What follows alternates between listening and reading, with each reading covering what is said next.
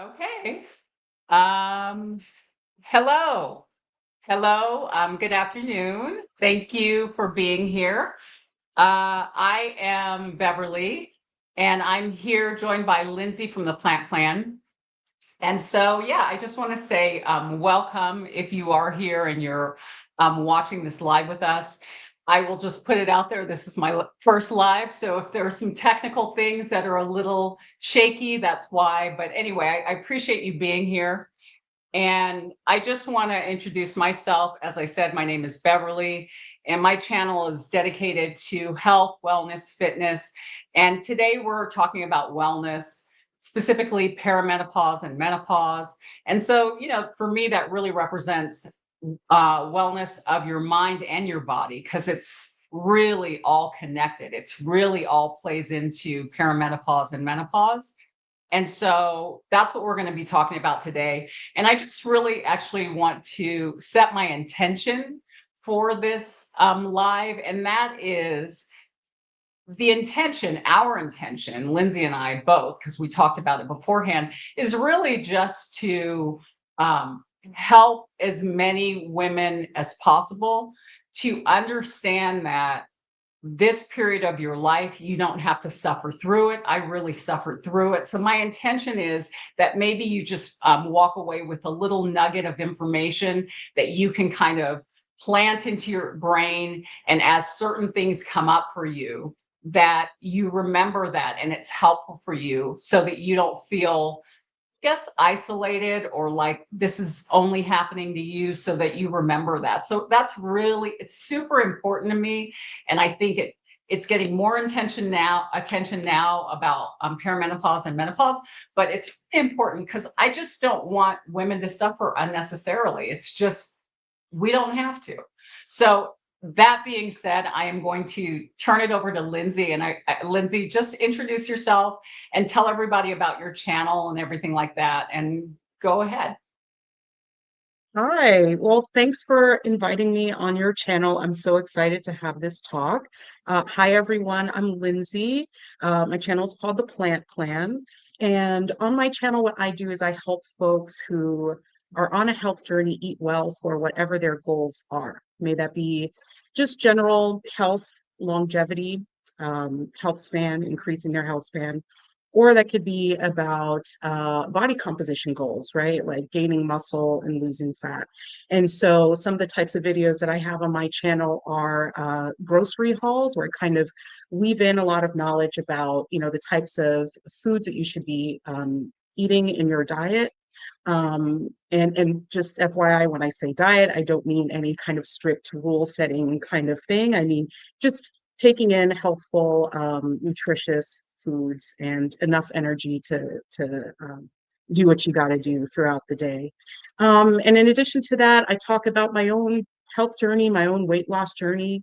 Um, we'll probably get into this at some point, but I had some health scares that, and some family emergencies that happened in my family, and that really inspired me to take charge of my health and lose a significant amount of weight and put on a significant amount of muscle. And so on my channel, I'm hoping to inspire others to do that, and maybe inspire some folks watching today to do the same. Yeah. Excellent. Excellent. Um, and yeah, so that's the thread that runs through both of our channels. We both are kind of fitness people and diet meaning way of eating, not as she said, like restriction. And so that is definitely the thread that runs through both of our channels. And, about our topic today, which is perimenopause. Lindsay did a video on kind of the things that she's doing to prepare, which we'll talk about today. And I did a video on the things that I wish that I would have known in perimenopause, that I didn't know that would have been helpful to me. And so we're going to go through all of those things today and just we're going to talk about it. Obviously, neither one of us are doctors. So, for everything, you're going to want to consult with your doctor.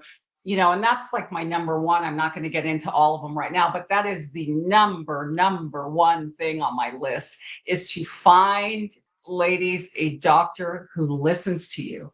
And the sad thing is that there are so many that don't, right? Like that don't think that this is important, or just kind of brush it off like that's just the next stage. And so what? That's the next thing that happens. I had that a lot until I sat in front of the right doctor. So, that's like one of the most important things. And so I see there are a few people here. Good morning to Tiffany. Hey, Tiffany. And good morning to Jalen Thomas. Hi. And good morning to an afternoon, depending on where you are, Khadija. Thank you so much, you guys, for joining us. And if anybody has any questions, please leave them in the comments. And if you are here joining and you haven't said hello, please say hello so that we know that you're here. And yeah, let us know if there's anything specific question that you have. And if we know the answer, if we've been through it, we'll answer it for you.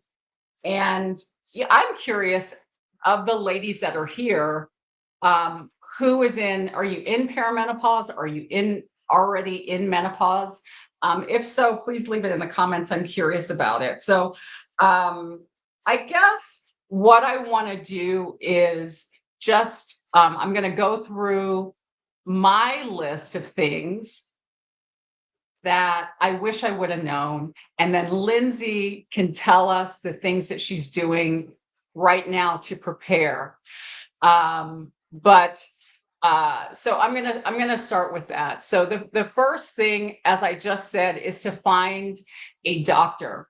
I can't stress it enough. I remember being in perimenopause, and when you're sitting in the doctor's office and they're kind of going through your list and and your weight and your age and all of that, and they would ask, when was your last period? And if it had been like months, because that's what starts happening, is your periods get like further and further apart. When that starts happening, I would think that a doctor would say, how are you feeling? These sorts of things might be happening. And Lindsay, so you're kind of, I don't know where you are in that, like if your periods are still pretty consistent, not to be all in your business, but this whole chat's going to be just all up in both of our business, so I'm totally fine with that. We're all ladies yeah, here. yeah, Perhaps I don't know who's here. yeah. So it's pretty consistent still, but there are some irregularities. There's some things that I'm like, that's new. Okay, Yes. all right, noted. Yeah. Yeah, and that's important, like to kind of pay attention to that. But again, for me, my experience, until I found the right doctors, so the doctor I have now is not the first one who helped me, where I started hormones with her. The doctor that I have now is wonderful, and she's it's a woman. I would also say a woman doctor. And if there's any men listening, there's nothing against men, but I prefer to speak to a woman who has the same parts, who kind of understands, like firsthand what I'm going through, right? Because I think that, you can read it in a textbook, and that's not to say that there aren't wonderful male doctors who know about this topic. I haven't met them. Yeah. Yeah, but I feel the same way about personal trainers. So I mentioned this before. I used to be like class 3 obese, right? And so there are plenty of personal trainers that have never had any weight issues, right? Have always been, lean or swole or whatever it is, and are great trainers, and they can help you do what you need to do. But there's something different about someone who's been through it also, Yes. that can, you know, uh, everything from just commiserating and being like, doesn't that suck, to just plain understanding your experience or explaining something to you in a Yeah. way that is on the same wavelength. So I hear what you're saying, and I completely agree. Like, sure, there's certainly doctors that kind of know, but if they haven't really experienced it, it's I'm assuming there's probably like a different level of empathy that's involved with how they would care. I think so. I don't have my period anymore, but I don't want somebody telling me about what cramps are like if you've never had cramps. You know what I mean? Like, if you don't know what it Right. is, like, it just so anyway, so that's my number one. And just I'm going to just hop over to the comments. Good morning. Good morning to everybody who is here. And yeah, I'm not either yet. Okay, excellent. You know what, Jalen? Excellent. That's the goal. Like, get as much information. And ours is anecdotal. As I said, we're not doctors, but I would have loved for someone to have told me kind of some of the things that I went through. And I just didn't have that. And now more people are talking about it. But, you know, for me at the time, there wasn't a lot of conversation about it. Good morning, Beatrice. That's my best friend, Beatrice, right there. Hi, Beatrice. Thank you for being here. And yeah, so lived experience is so important. It really is. And again, that's not to, my husband, one of my husband's best friends is an OBGYN, so he's delivered babies and he knows about women's health and all of that. And so, I know that he cares about women's health, but I don't know. He's still a man. And again, I love men. I'm not man hating, but I do think that there's something about, as you said, Jalen, the lived experience that's very helpful. And so the other thing that I think that I wish I would have done, not I think that I wish I would have done, was starting to get your hormones tested. And so that you have sort of a baseline, and your hormones fluctuate. I understand all of that. But for me, by the time I got my hormones tested, and when I was in that state, everything was bottomed out. I was in a bad way. And again, like I was telling Lindsay a little bit earlier, really bad. For me, and my best friend knows because she listened to me go through it, and she didn't have like a similar experience. Hers was more physical, like hot flashes and things like that. So I really, though, wish I would have started getting my hormones tested, because then as as you start feeling maybe just a little bit different.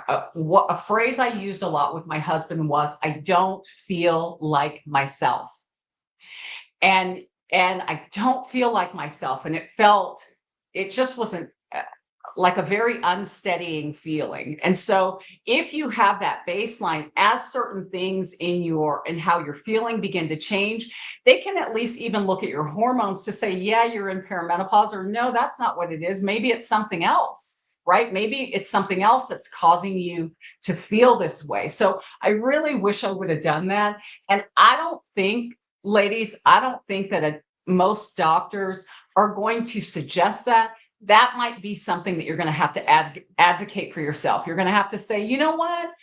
I really would like it if you would run, a hormone test on me, like my estrogen and my progesterone and my testosterone and all of these hormones that affect our mood, or if you could test those things. So that's what I would suggest. And Lindsay, I know again you're perimenopausal, but it might be a nice baseline for you to start getting. Yeah, I think I'm probably at that stage now where I really should do that. Because I think just from how my body is still continually reacting to exercising and muscle building, I know that this is probably a good baseline, right? So Yes. I want to get that done before, like you said, before things start changing. And then it's kind of like, okay, what were we at before? We don't know because we didn't take a hormone panel or something. So Yeah. And again, for me, when I did finally, you guys, when I finally got my hormones tested, I will say, so that was the first doctor, not the doctor that I have now. It was an older woman. And she's like, let's get your hormones tested. And I remember there are different ones. You can have your blood tested. And that first doctor, we did a saliva test, a 24-hour saliva test.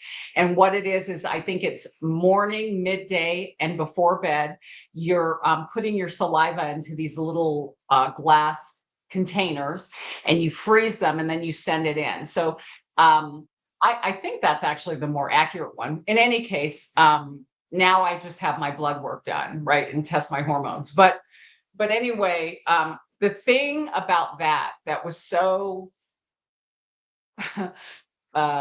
it's such a relief for me was that because I had very, very deep sadness. My moods were all over the place, like in a very, very bad way, that I had no control over kind of what I was feeling. And so when that doctor tested my hormones and they came back, and I remember her saying to me, oh, I understand why you're feeling the way that you're feeling. I know why you are. Like, she could see that everything was so bottomed out. And, and she was like, we're going to get you feeling better. And one little asterisk right there also, because this comes up, this mental health aspect, and that's what I'm referring to with myself, is that doctor, because I was so deeply sad, I remember she prescribed an antidepressant. And she said, I'm going to give you this antidepressant to kind of bridge this gap of what you're feeling. And I remember telling her, I'm going to fill the prescription, but I'm going to wait to take that antidepressant because I want to see if the hormones work, because I started hormone replacement therapy. And so it took about, because I was using creams and progesterone tablets, it took about 3 months, honestly, for it to kick in, if I remember correctly. But I didn't want to take an antidepressant if I didn't need an antidepressant, right? I'm not antidepressants because they help people, right? But I didn't want to do that. So I'm saying that because that came up for me. That might be something that comes up for you, where this depressed feeling, someone might say, hey, do you want an antidepressant? And for me, once the hormones kicked in, I didn't need those. So I filled them just in case, but I didn't need them. Yeah, thank you for going through that just now, because something resonated for me. So um again, my journey with this is just kind of starting out now. And that's one of the things that's going on for me. Now, to add some context to this, I have had history of anxiety disorder, and there's some mental health issues kind of in my family. Um, and but just Mine too. recently, I forget how you put it just now, but just kind of the sense of losing the control that you had over your emotional fluctuations. Yes. That's something that's different than what it was even, a few years ago, or just even last year. And so, yeah, maybe that's something that might have to do with how my body is changing. Yeah. Yeah. It But could, see, it could I mean, very. this is something that you don't hear. This is something that you don't hear from people, and so I'm glad that you're bringing that up. Yeah, and so Jalen says, good for you. Also surprised she prescribed that instead of referring you to a mental health professional. Yeah, that's what I got. And I appreciated, what true. I didn't even think of that, the referral to, but honestly, you guys, at that time, because my mental health was so shakier than it has ever been in my life. I'm not saying like I've always have it all together. I've definitely had, but this was Sure. just different. It was really different. I had felt I had no control over it. And I started therapy at that time too. I was hitting it from all angles. I'm like, because I'm not going to make it. That's sounds dramatic. And it was. I was thinking, I can't be here if this is what it is. I don't want to be here if this is what it is. If this is what I have, so for me it was that deep. For other people, like it may not be. I hope it's not, but I'm just saying that in all honesty because it was for me. It really, really was kind of. yeah, I'm not feeling this anymore. Right? Like, cause I can't do this. And then the other thing, so the third thing I will say, so I've already said that I started HRT and I'm on it right now. What I started with, which were creams, I don't use now. I use their pellets. They're pellets that get inserted into your upper buttocks areas. Again, we're all up in each other's business. So that's what I get. And I get it's a little procedure and I go to my doctor and it's like they're the size of like maybe like a piece of rice or something like that, and they're time released, and so every 4 months I do that. I have these pellets. That's the hormone replacement that I'm on right now. And so everybody's not open to it or everybody's not a candidate. This is something to talk to your doctor about. But for me, it was a lifesaver, literally. So literally, because I felt very, very bad. And so, I was telling Lindsay earlier, as soon as those hormones kicked in for me, it was like this whole cloud lifted. It was just night and day. And, so even like that that's why I didn't need the antidepressants, because that deep sadness and all of that, I had deep sadness and anger, like a lot of rage, that I was, my best friend will know, I would be like, I'm just so mad, I'm so mad, and it would just kind of come out of nowhere. And so, it's just, again, something to think about, something to, um, you know, consider, that, and I hope it's not so for you, but if you start feeling these, know that it could very well be perimenopausal and menopausal symptoms. And I'm so, taking which brings notes.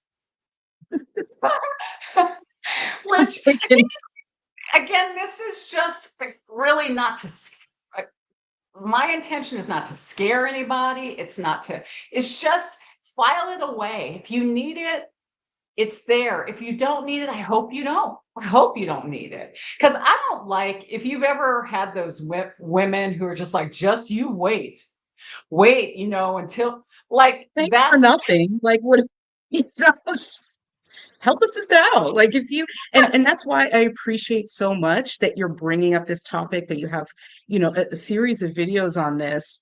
That's, I, for one, I feel so much more comfortable entering into this phase of life, being yeah, able to speak with people about it. And I was saying on our chat earlier, Gen X has us covered, because before that it was just silence. It was yes, referred to as the change, this yes, mysterious thing, and like, yes, she's gonna act crazy, and that kind of language.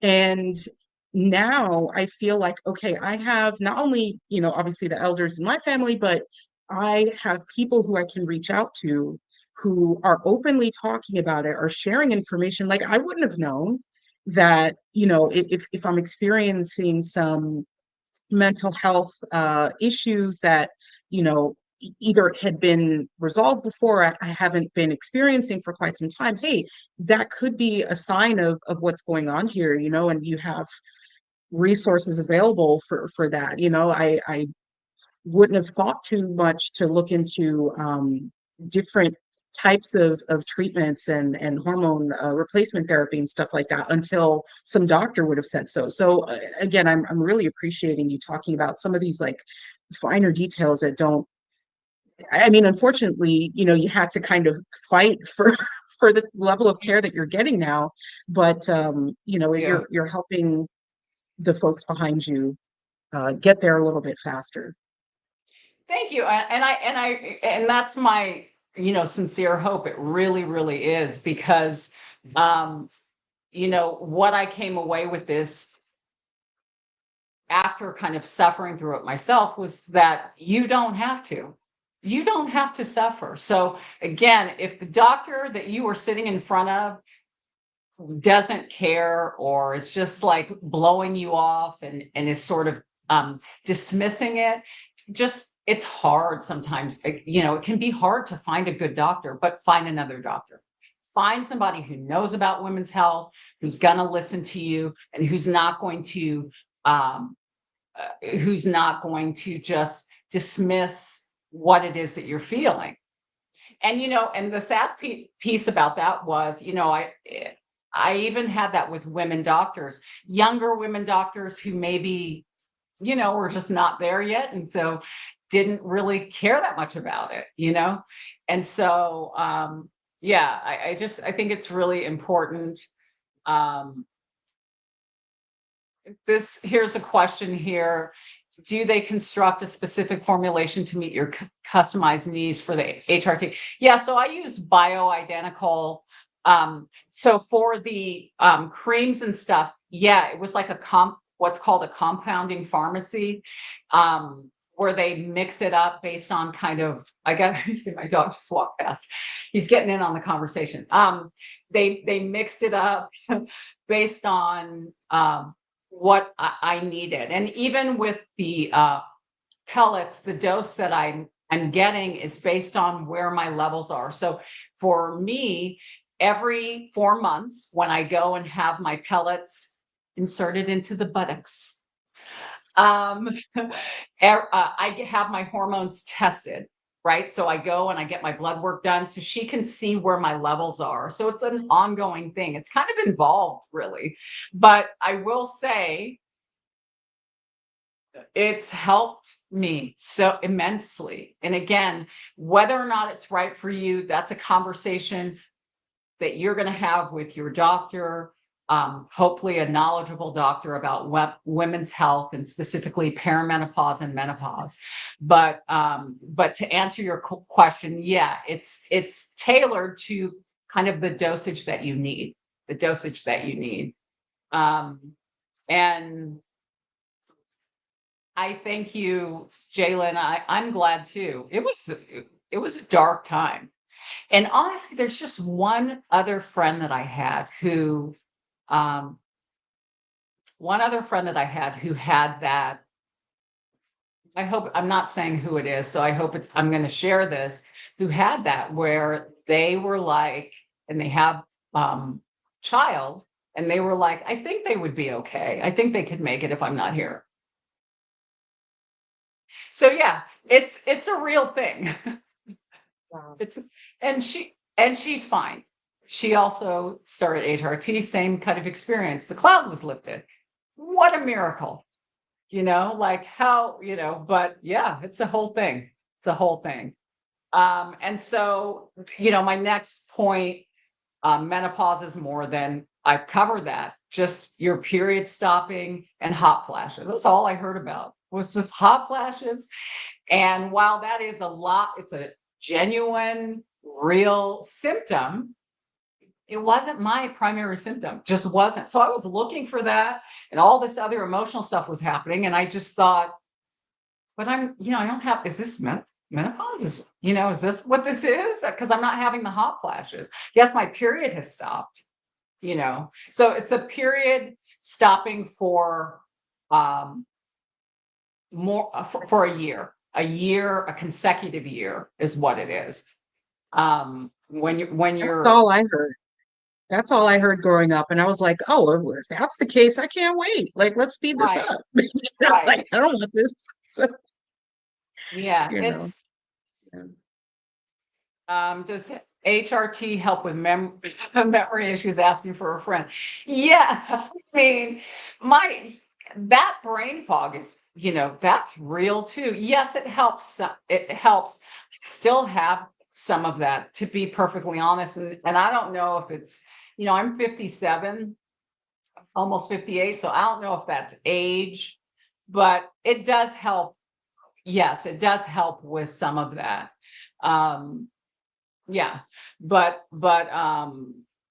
it's just, I guess what we really have to just remember, it's just like the next, chapter. It's just the next chapter of our lives. It doesn't have to be scary, and it doesn't have to be terrible, but we need to know what we're dealing with, right?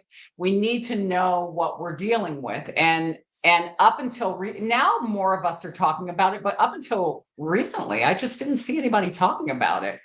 Um, and then, Lindsay, I'm going to have you go through kind of what you're doing. The dreaded belly fat is real. I hate Not to report it. dreaded. The dreaded belly fat. It is. It's just, I am an exerciser for decades, right? I've been exercising for like 40 years because I'm old. And that wasn't where I gained weight, was in my midsection. And I've lost it now. But when perimenopause, came on, I started accumulating weight around my waist and also my back. Got a big back. So that's that hormonal shift. I think it's a drop in your estrogen, can cause you to have that increased fat around your midsection. And what I had to do at that time was, and Lindsay, you talk about this in the video that you did, and maybe you'll talk about it more right now, was during that time, I was killing myself with all this cardio and heavy duty, just trying to lose that weight. And it was really having the opposite effect because I was raising my cortisol levels, which also causes you to have that increased belly fat, that elevated cortisol, which is your stress hormone, right? Because that intense exercise is a stress on your body, right? So at that time, it was the wrong thing. And I had to change what I was doing. I started doing Pilates and I started doing yoga for months. I had to calm myself down because what I was doing were the wrong types of exercises. So again, that does happen. You can turn it around. I did, but you're probably going to have to shift what you're doing and shift how you're eating. Also, I had to change my diet, which was already decent, right? But I had to, I've talked about it. I say I'm keto-ish. I have a very protein and lots of fruits and vegetables type of diet. I do eat carbs. Don't always eat perfectly, not even close, but for the most part, that I say I'm keto-ish because I really had to shift that also. I had to shift my diet. It's just my body's not the same as it was when I was, I used to say, Beverly, you're not. One day I said to myself, Beverly, you're not 25 anymore. And then I was like, you're not even 35. You ain't even 50 no more. You're old. You're like, the five's on the other end now. How'd that happen? Like, you're not even. Yeah. So anyway, those are really the things that kind of came up for me in perimenopause. And so, Lindsay, I just want you to tell, kind of what you're doing, or if anybody has any more questions about it, please leave them in the comments. I'm happy to answer. Not the big back. Yeah, the big back. Lindsay can help But us. Yes, I got the big back. big back. Yeah, it's exactly as you said. So the dip in estrogen and some of the other fluctuations that we have in our hormones at that time, what's happening there in simple terms, because that's how I understand it, is that it's changing how your body is storing fat. Yes. And what's happening simultaneously is that a lot of times, as we're getting older, we're becoming more sedentary. We have these desk jobs, cars, and we're chilling a little bit more. And also because of the estrogen, we're losing some muscle mass and things like that. So if you're not doing anything to at least maintain, if not build more muscle, your metabolism is lowering, right? So when you pair the metabolism dipping, the muscle dipping, and how you're storing fat changes, then these are the things that are going to happen. So I'm always recommending everyone, but especially women in middle age and beyond, to do some lifting, right? Resistance training exercise is what is so important. And I feel on my channel, I talk a lot about protein. I talk a lot about, lifting weights and things like that. Every once in a while, there's a comment that's like, protein's not the end all be all. I'm like, yes, and it's a very important nutrient. And I think It that is.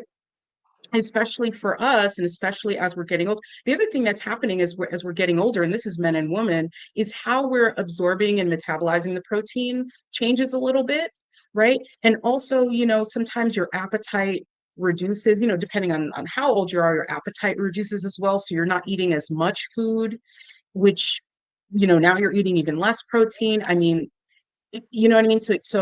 It's that pair of things, eating more protein to maintain the muscle that you have and help you build more, and resistance training for the same thing. And so that's, I think, exactly what you found, where, you were doing a lot of cardio and nothing was happening as it was before. Well, that's because cardio it's great, and we want healthy hearts, right? We want healthy hearts and healthy lungs and things like that, of course. Um, but we should be relying more on resistance training, on building muscle, on getting our bones strong, which is another great benefit of resistance training, right? It's making your bones more dense, right? Because underweight, under pressure, you're getting more, your bones are, words are hard. Your bones are becoming more dense, right? I mean, that's on the opposite end, right? When astronauts go to space, for example, if they stay up there for quite some time, they come back and their bones are way less dense because there's very little resistance up there, right? They're having less resistance. And even up there, they're recommended to do exercise over and over because of the same thing. So flip that, start resistance training, and then your bones are becoming more dense. Your ligaments and other tissues are becoming more resilient. So I am probably just speaking in circles about this, but I really want to get that point across, that this is something that can really significantly change your life if you're not already doing it. And Yeah, if you and are doing it, oh, go ahead.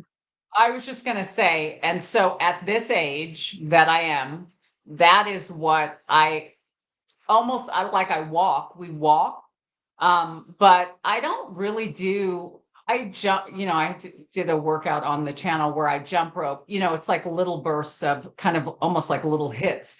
But what I almost do exclusively now is lift. Mhm. Um, I don't do a lot of cardio. So I 100% agree. Continue. Go ahead. Continue. Yeah.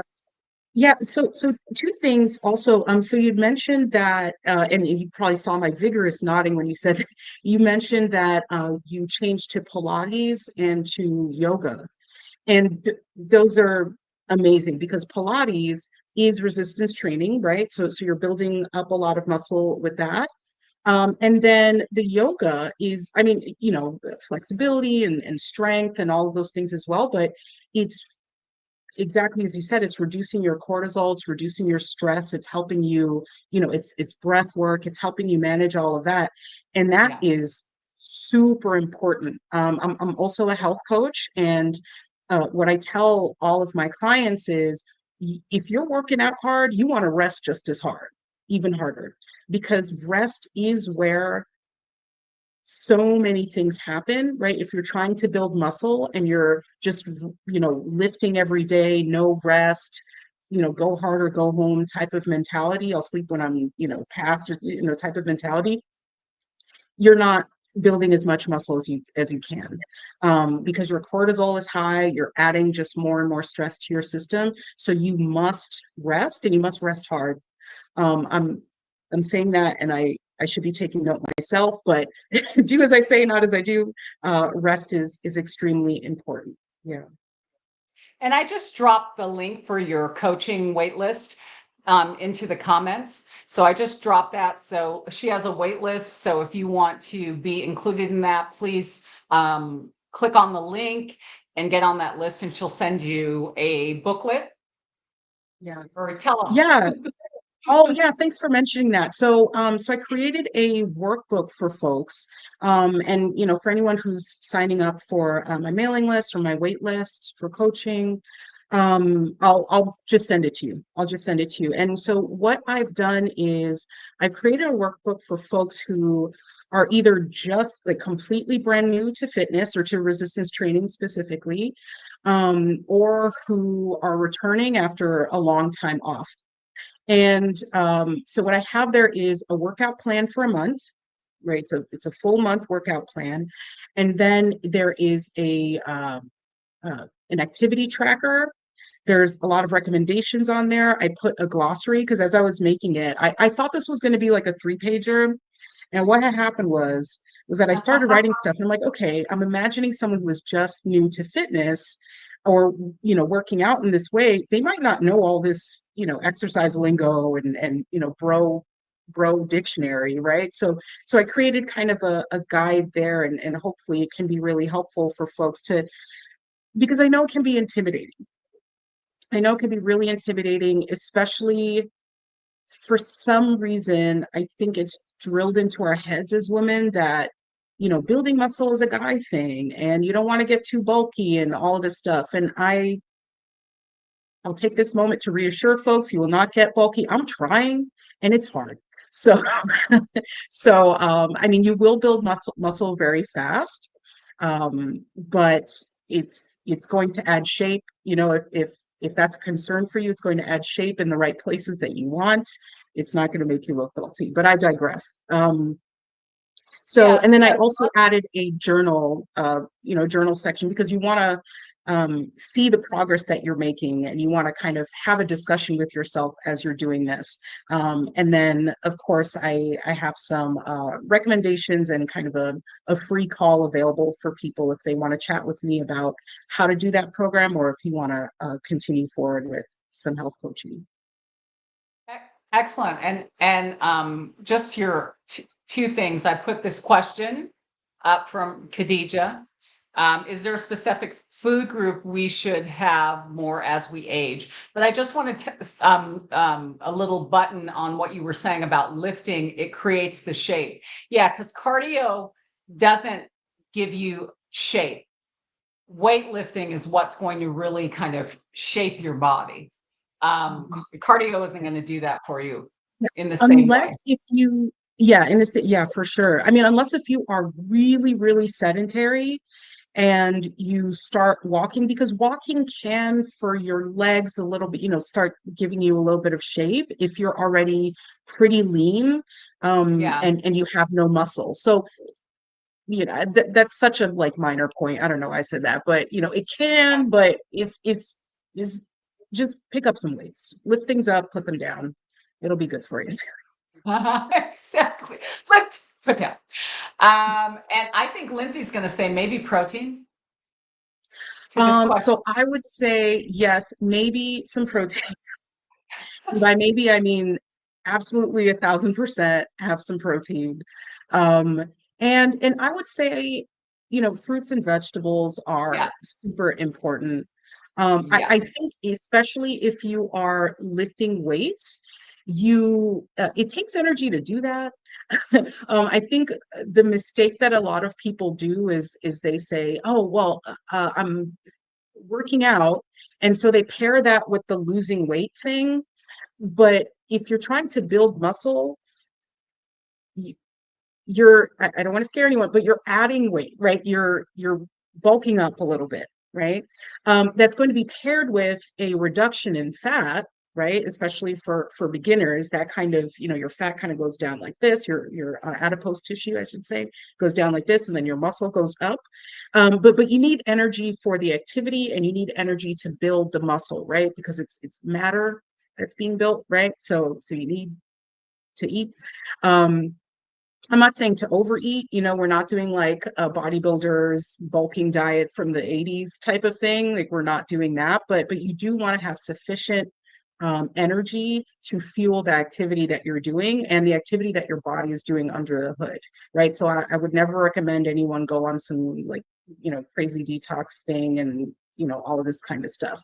That being said, to actually answer the question, yes, the food groups, or I should say um, the macronutrient of focus would be protein, right? Because that's kind of uh, our diets are not really built around that in the US, I would say. So you want to make sure you just want to be cognizant that that's on your plate, a good amount of that. And then fiber, I think, would be a micronutrient of concern for folks. Fiber is going to help. I don't know. I won't get too deep into it. Just make sure you're eating your fruits and veg, right? If you want to make like half your plate that, I think that's a great place to start. And then yeah, and then I think also, so I've talked about including things, but I think there's some things that we maybe, depending on who you are and what your needs are, might want to let go of. For example, alcohol consumption, right? Especially at this time, that is What? also a micronutrient. A lot of people talk about. Oh wait, what did you say? What? I'm so Did you sorry. try to get rid of alcohol? I'm not saying to give it up, unless if that's a great thing for you to do. I support that, but a little bit less, like maybe not Okay. every day, All right. you know? All right. Yeah. All right. So, the other thing, so this is what I wanted to ask you, Lindsay. So, because you're not in menopause, right? You're not there because you're still a young gal. But still a young gal.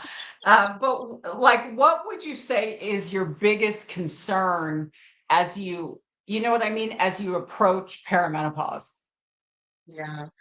Um, I think for me, just because of my own personal history and my family history, like, I'm witnessing or have witnessed the women before me in my family.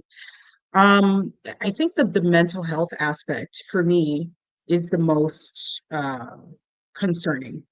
I think a lot of the other things, I know they're not going to be easy, right, or pleasant, but I'm way less worried about them because I know that these are the types of symptoms that can arise, right? And so there's power in knowing. Um, it's not something that I can control.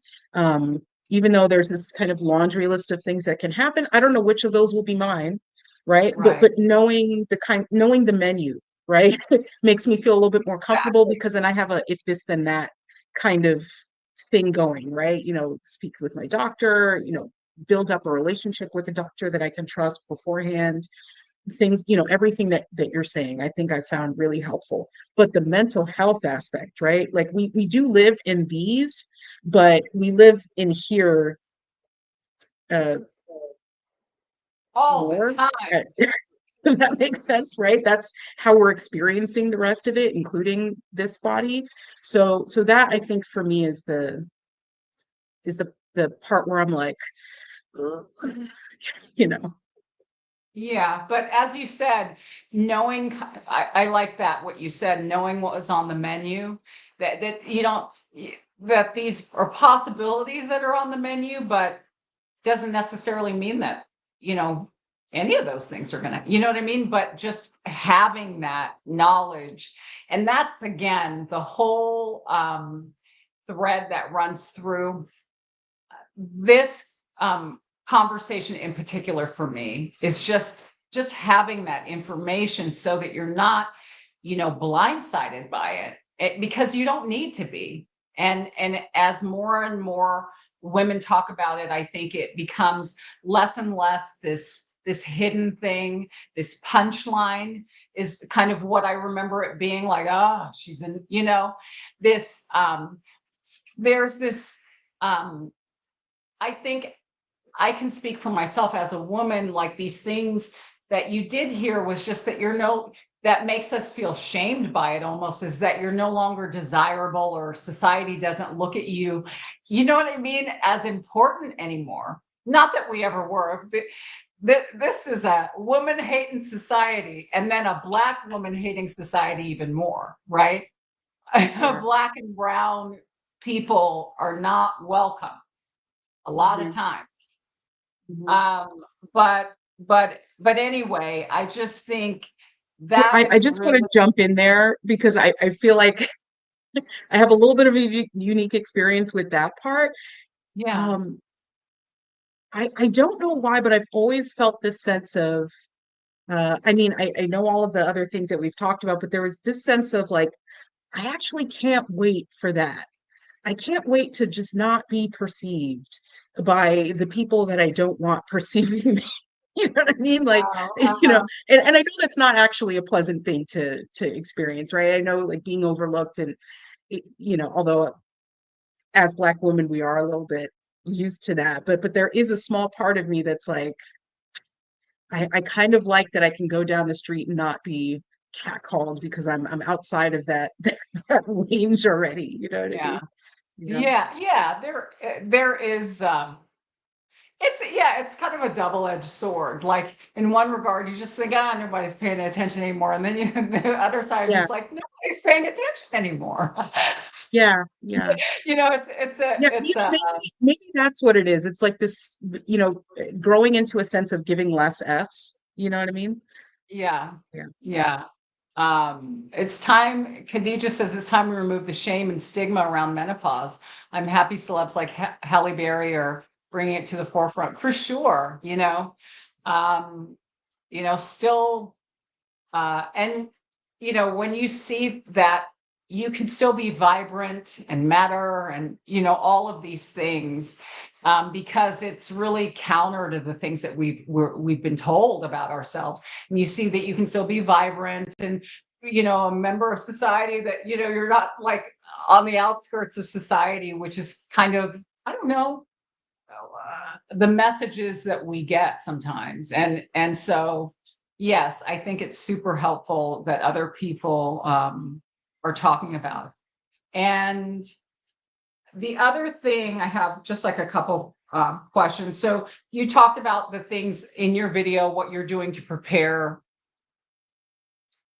for yourself. And one of the things that you talk about that I would like for you, that I found helpful, so I think, yes, we're on the same page, is meditation and mindfulness. Yeah. Yeah. So stress management in general, I spoke a little bit about how that can affect uh, our muscle gain, right, and some of the physical changes that we'd like to happen. Um, but yeah, I think just as part of stress management, I think mindfulness, spending time with ourselves a little bit, um, is really important. And I think I want to like be in here more. And so things like mindfulness or practices like mindfulness are going to be really important for us at that time. And part of that too is, I don't know, in the past few months, especially, I'm realizing that journaling and really just spending time in my own mind has been really useful and important.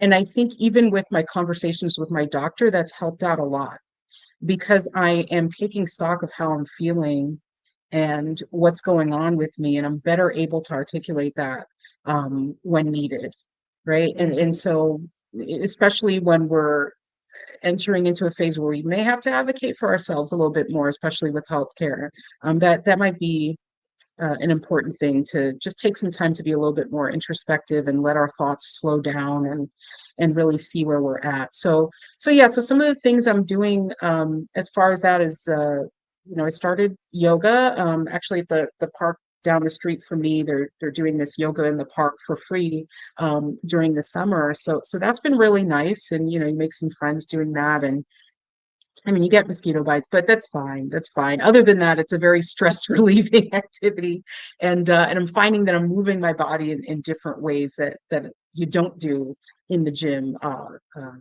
during resistance training. So that's been really good. Being in nature for me is a huge, huge thing. I do live in New York City, in Manhattan. So, maybe there's something there that there's just this like need for, I need the green. I need the ocean. I need the river. I need to see nature things happening. So I often take talk park walks, or go to some of the big parks that we have here and do some urban hiking, and just spend some time by the river. Even though it's disgusting and weird things come out of it, it's really nice and it's the nature we have. And then other rituals that I have. I love coffee. I'm a huge coffee person. Um, I know that can also be add to some anxiety and kind of feeling agitated and things like that. But the ritual of preparing it for me and sitting down and that first sip and that is a very calming experience for me. Cooking, taking slow walks is a huge thing for me as well, and something that I have to remind myself to do more. Like I said, being a New Yorker, it's like running to the bus, running to the train, running to get out of traffic, running, just all of this kind of New York minute kind of mentality and habit formation. And so purposefully stepping out the house and being like, I have nowhere to be right now. Or if I do have somewhere to be, they can wait. I'm going to almost do a walking meditation, right? And just walk, right? Don't rush myself. Don't, basically jog, just for the sake of like, okay, I'm mobile, so I gotta be going somewhere, right? Um, and yeah, spending time with friends is a huge thing for me as well. It should be for everyone, but that's part of my my stress management regime, is spending real time with friends, not Yeah. with friends physically, but on your phone, or with friends physically and just at the bar where you can't hear each other kind of thing. Really spending time presently with my friends, is something that I'm being more mindful of now. Yeah. And I think that's really important. And the part that you said about just sort of rushing everywhere. It's funny, where we live, we walk our dogs in the morning, before I work from home, but my husband leaves to go to work. And, every morning that we're out there, you just see people flying out of their driveways to rush to work. And I often remark, like, look at the way we start our day. Yeah. Just rushing, just like behind, with this mentality that we're already behind. Let me just rush out the door. Yeah. And that can't be good for just, I don't know, I think your whole well-being. And we're starting our day like that every single day, just with your foot on the gas pedal, Yeah. to get out the door. And then to oftentimes go to a place that many of us don't like anyhow, which is our Okay. And on top of that, then we're chugging the coffee, right. right? Which admittedly is a functional beverage, right? So it serves a purpose, right? And that's why so you're waking up in the morning, your cortisol is already up because that's just what happens when you wake up. You're up and at 'em, Yes. right? Are there bears? Okay, cool. Like you're up and at 'em. Then, oh, I was gonna curse, but let me not. Oh my gosh, right? I got to get to work, or I woke up late, and then now you're rushing. You got to do, put the lunch in the bag and the kids and then oh my God, traffic. I got to jump in the car, got to run, got to catch a train. Yep. All of this, and then you get to work. Now you're agitated anyway because you're at work, and then now you're chugging the coffee on top of that. Sally from accounting just stopped by and she's annoying as hell. Like it's just so much going on. And exactly what you said, like imagine starting your day like this is how we're starting our day. Oh my Most gosh. of Of us. course, afterwards you don't feel like doing anything after work and you just, vegetate. you know, Yeah.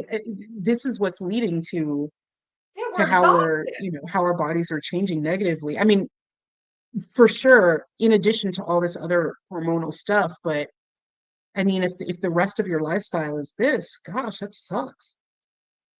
Yeah, and that's kind of how you and I actually came together through Stephanie Perry and that whole Exodus community and everything like that, because that's what they talk about a lot of times for us is this um, life. that with more ease, right? Because we're just so used to just pounding the pavement constantly and doing more and more and more and more. And sometimes we need to just rest. And if you guys have you guys read that book, Rest is Resistance? Have you read that book? Beautiful, wonderful, you know, and important, right? And really to kind of reshape the way that, we look at everything, right? Just that everything doesn't have to be 90 miles an hour. And but that's the way we have been conditioned, I think, particularly in this country, is that you just have to do more, more, more. But anyway, And I sorry, think. sorry, but particularly at this time as well with our phones and how these apps manipulate our psychology to get us into that pattern of reacting, right? Yes. For me, and just the way my nervous system is set up, this has been a trying time. So I'm Yes. also, all the things that I'm listed, I'm really trying to focus on doing those things to just kind of get that pattern out of my head. Yeah, I mean, we have to. And I want to close with this. I heard this before. I hope I get it right. I heard this before we started this. And basically, it was a discussion about redwood trees. If you've ever seen redwood trees, they're massive trees. We have like a whole redwood forest here in California. We used to go when we were small. We had gone there a few times. These trees are massive. Some of them are like 2,000 years old. They're old, old trees. And these trees have stood the test of time through earthquakes and storms and all of this.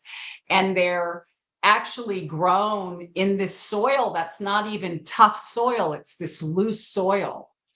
And what was said was the secret of the redwood tree, the reason why they stand tall and they hold over all this time is because underneath the soil, they connect root to root to root. So all of those trees in that forest are connected by their roots. And that is what makes them stronger, is that connection that you can't, but it's at the root. And if it was the branches, they would tip over, but it's at the roots that they're connected. And so like this, what we're doing here, it's really my intention to connect us at our roots, to connect us so that we don't topple over, right? Like that's what this conversation is so that you can stand tall and know that you're supported, right? Like that there are other women who have gone through that, and there are other women that you can talk to, and that you don't have to do this alone, that we're all connected by the roots, And so anyway, I just thought that was really beautiful. Like all of those trees in that forest, underneath it all, they're connected that way. So anyway, and Lindsay, if you don't have, I thank you so much. I enjoyed this so much. I really appreciate you coming and, just sharing your perspective. And for everybody today who joined us, thank you so much for your comments and everything. We really do appreciate it. And please, like and subscribe to our respective channels if you haven't. Please do. And I put the link for Lindsay's booklet that she's offering. So if that interests you, please reach out to her directly and she can, get that over to you. And so, yeah, I thank you again so much. And until next time, everybody, take it easy and we'll see you again.